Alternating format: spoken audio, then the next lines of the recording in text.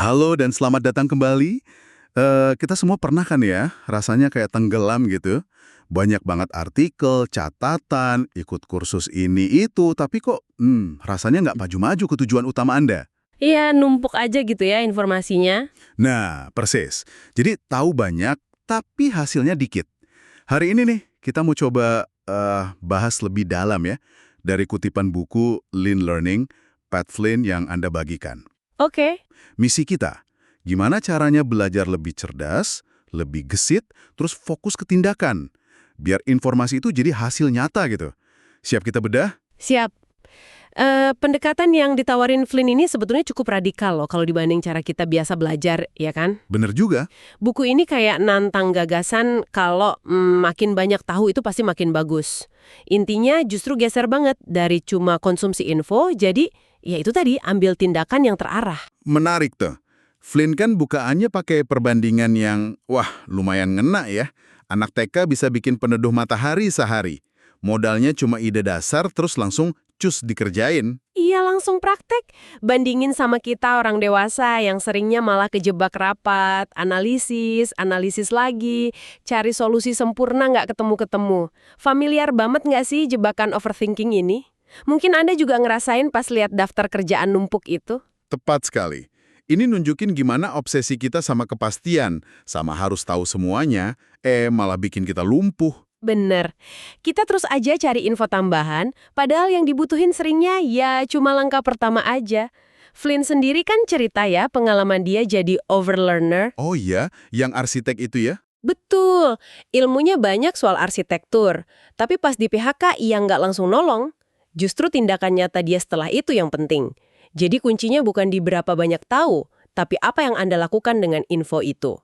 Oke, jadi solusinya ini konsep utamanya lean learning, belajar ramping. Bisa dijelasin lagi nggak intinya gimana tuh? Intinya sih sederhana banget. Pelajari hanya apa yang Anda butuhin buat ambil langkah selanjutnya. Udah, itu aja. Terus langsung bertindak. Hmm, Kayak anak kecil belajar gitu loh. Dia kan nggak baca buku panduan lengkap cara berjalan dulu. Dia tahu dikit buat coba berdiri, melangkah, jatuh, ya belajar lagi. Gitu terus. jadi tahu secukupnya buat mulai, sisanya dicari sambil jalan gitu ya. Sederhana tapi kayaknya butuh nyali juga ya buat nggak ngerasa harus tahu semua dulu. Banget. Kuncinya di efisiensi sama fokus ke aksi. Ini bukan berarti belajar asal-asalan loh ya. Oke, Tapi pinter-pinter ngidentifikasi, pengetahuan minimal apa sih yang krusial buat gerak sekarang, implementasi jadi nomor satu, bukan numpukin informasi. jadi nggak perlu baca manual kursi dari A sampai Z sebelum masang kakinya gitu ya. Cukup bagian pasang kaki aja dulu. Nah, persis kayak gitu. Terus ada ungkapan dari Flynn yang lumayan nendang nih. JFGS, just freaking get started. Ya intinya udah mulai aja gitu ya. Haha, iya versi halusnya mulai aja dulu. Ditambah pertanyaan kunci buat mecah kebuntuan, kalau ini gampang, bakal kayak gimana ya? Ini kayak ngasih izin ke diri sendiri buat nggak nunggu sempurna kan? Betul, ini buat mutus siklus perencanaan tanpa akhir itu. Dan ini nyambung banget sama keberanian buat ya tampil nggak sempurna di awal. Ah, intelligent failures itu ya?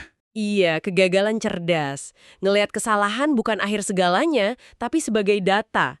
Data berharga buat belajar. Ingat nggak kutipannya? You have to be cringe before they binge. Oh iya ya, harus rela kelihatan aneh atau kurang dulu sebelum bisa keren gitu ya? Nah, banyak dari kita kan takut kelihatan aduh bodoh gitu ya. Padahal justru di situ belajarnya paling nempel. Kesalahan itu guru paling bagus buat pemahaman, buat bikin kita tahan banting, sama buat inovasi. Oke, jadi selain berani mulai walau belum sempurna, ada strategi soal ngelola informasinya juga kan? Biar nggak pusing duluan, namanya Just-in-Time Information atau GTI. Betul, informasi tepat waktu. Ini agak kebalikan dari kebiasaan kita ya. Kan kita suka tuh ngumpulin link, artikel, simpen dulu lah buat nanti. Banget. Kontraintuitif, tapi sebetulnya ini membebaskan banget loh. Prinsipnya, cari dan pelajari info hanya pas Anda butuh buat tugas spesifik di depan mata. Titik. Contohnya gimana tuh? Kayak pas Flynn nulis e-book panduan ujian LIT itu. Pas lagi nulis kontennya, ya dia fokus cari info cara format teks yang bagus misalnya. Bukan mikirin desain sampul atau cara bikin halaman penjualan. Itu kan belum relevan saat itu. Oke. Biar nggak overload ya otaknya. Persis. biar nggak kewalahan dan momentumnya tetap jalan. Jadi siklusnya, identifikasi langkah berikutnya, kumpulin info minimal yang relevan, langsung aksi. Ulang lagi buat langkah selanjutnya. Tapi bukannya ini ada resikonya ya? Gimana kalau kita salah nebak info minimal yang dibutuhin?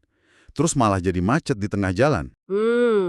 Resiko itu selalu ada ya. Tapi seringnya sih resikonya itu lebih kecil dibanding resiko nggak mulai-mulai sama sekali karena nunggu tahu semua. Masuk akal juga.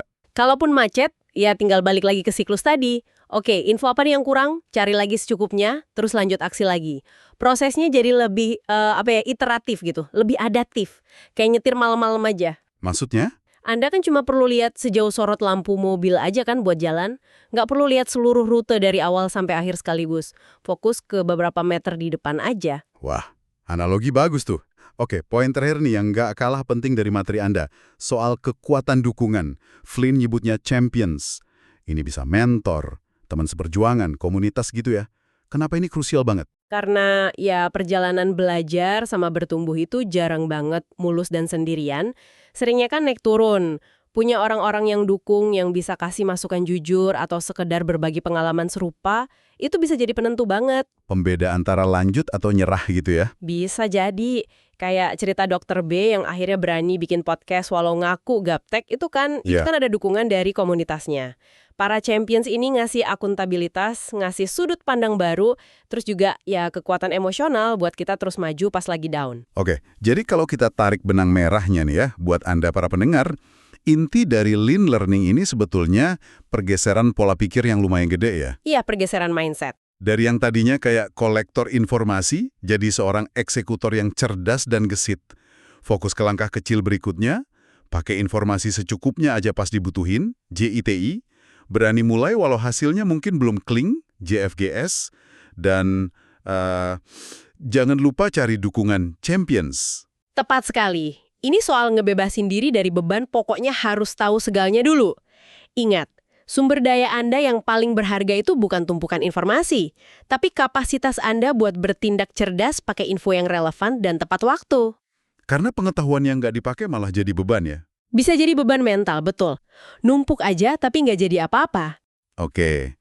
Nah, sebagai penutup nih, coba deh kita renungkan sebentar. Pakai prinsip JITI tadi, kira-kira apa sih satu langkah atau tindakan paling kecil yang bisa Anda lakukan hari ini juga buat proyek atau tujuan yang mungkin selama ini ketunda karena ngerasa, aduh, belum cukup tahu nih, atau perlu riset lebih banyak lagi? Informasi minimal apa yang sebetulnya udah Anda pegang sekarang buat sekedar memulai langkah pertama itu? Coba dipikirkan ya.